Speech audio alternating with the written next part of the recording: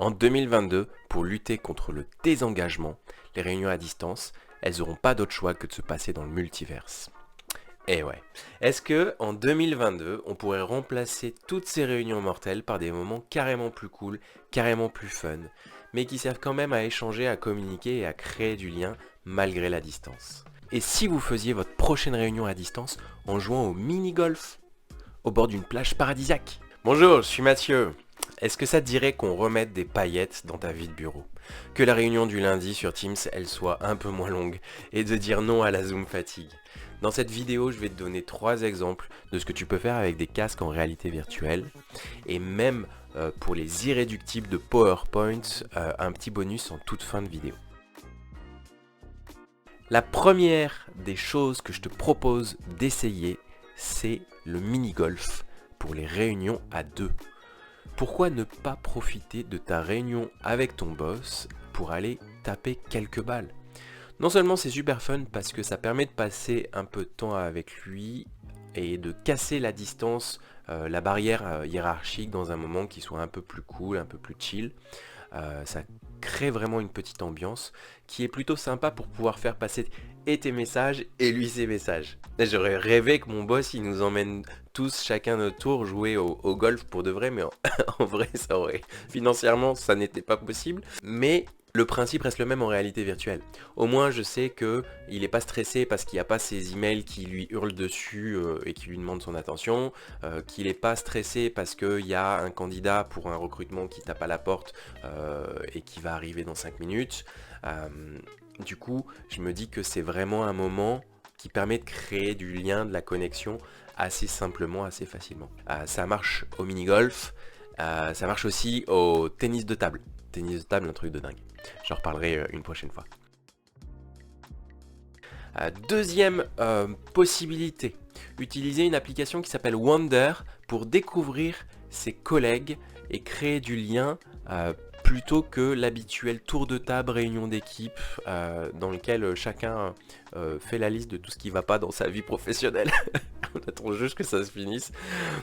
Wonder, l'idée c'est de se dire on va aller faire du Google Street View mais en réalité virtuelle. Donc Google Street View c'est cette application qui permet de voir n'importe quelle rue dans le monde entier. Quasiment toutes les rues dans le monde entier, c'est incroyable. Et là l'idée c'est que non seulement c'est en réalité virtuelle donc c'est super immersif, mais en plus vous pouvez le faire en équipe. Vous pouvez emmener par exemple tout le monde voir le lieu où vous avez fait votre déclaration d'amour à votre femme ou à votre mari. Et ça c'est intéressant pour créer un lien, pour partager un petit peu de votre intimité, à partager sur un plan plus personnel avec votre collègue et créer de la cohésion, créer quelque chose, un rapport qui sera bien utile, pas pour refaire un tour de table et se dire que c'était cool de savoir où vous avez passé vos vacances, mais de se dire que le prochain coup de bourre, quand il va falloir être solidaire, eh ben, on aura une relation un peu plus forte avec ses collègues et que ça sera plus facile de leur demander un peu de soutien dans ces moments un peu plus difficiles parce que vous avez l'air d'être un chouette mec quand même ou une chouette nana. Donc c'est cool. La troisième possibilité que je vous propose, c'est le paintball, ma préférée. J'ai appelé ça paintball rétrospective. C'est un concept, c'est-à-dire que on libère les tensions et on célèbre les succès à la fois. Grosso modo, à la fin d'un projet, souvent, on essaie de se dire en équipe qu'est-ce qui a marché, qu'est-ce qui n'a pas marché, qu'est-ce qu'on peut améliorer pour la prochaine fois. C'est le moment où on essaie de lister un petit peu ses apprentissages. Pourquoi pas en profiter pour en faire un moment fun et célébrer ça dans une activité comme du paintball en réalité virtuelle. Vous pouvez faire ça sur Rec Room par exemple, très facilement. Et l'idée c'est à la fois de passer un moment rigolo, sympa, mais aussi ça permet de libérer peut-être des ressentiments ou des frustrations qu'il y a eu pendant le projet et de le faire à moindre coût et avec moindre violence et en tout cas libérer ses émotions négatives et de se dire que ça va, on a pu lâcher ce qu'il y avait à lâcher pendant ce moment un petit peu défouloir et que tout le monde repart un peu plus soulagé et un peu plus zen pour la prochaine fois. Voilà, je pense que ça, c'est 3 expériences super intéressantes. Dans toutes ces expériences, on retrouve une fonctionnalité qui est très puissante, qui est l'avatar, donc le personnage que vous incarnez dans une expérience immersive en VR, et sa spatialisation.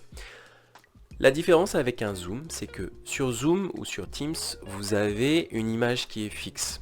Et encore, vous en avez tout plein, un quadrillage de visages qui sont plus ou moins proches de vous, donc qui peut avoir un impact plus ou moins agressant sur vous, sur votre mental, sur votre cerveau, ça a été prouvé. En VR, on ressent tout de suite un sentiment de présence. Même si votre boss, votre copine ou votre collègue, elle est représentée ou il est représenté par un avatar, on a quand même sa voix, on voit ses mouvements et ses déplacements.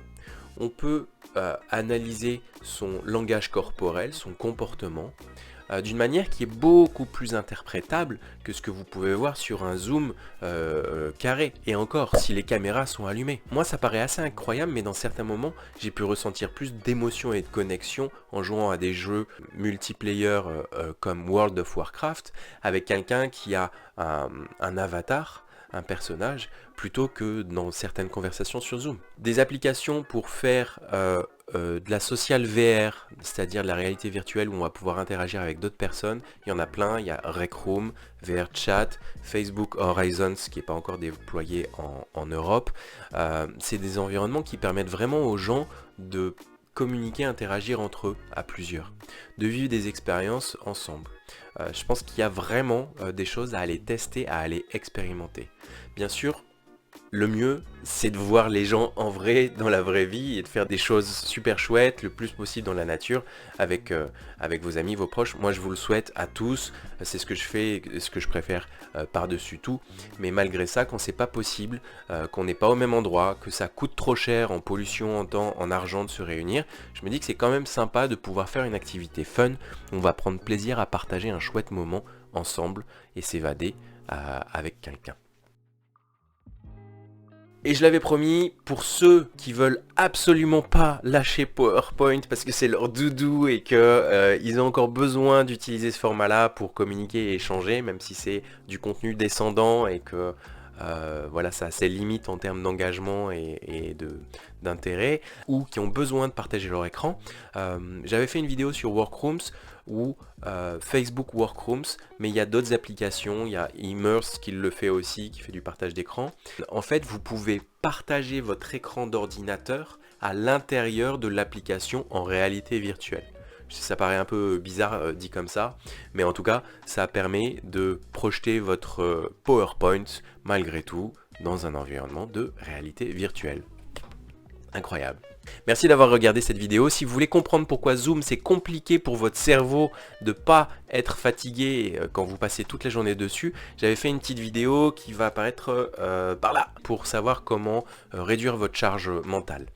Sinon, partagez, likez, commentez. Vos feedbacks sont ultra importants pour moi. C'est super cool. Merci à tous les gens qui ont commenté sur les précédentes vidéos. Ça m'aide vraiment à améliorer mon contenu, à essayer de faire des choses qui soient encore plus cool pour la prochaine fois. Je vous dis à bientôt.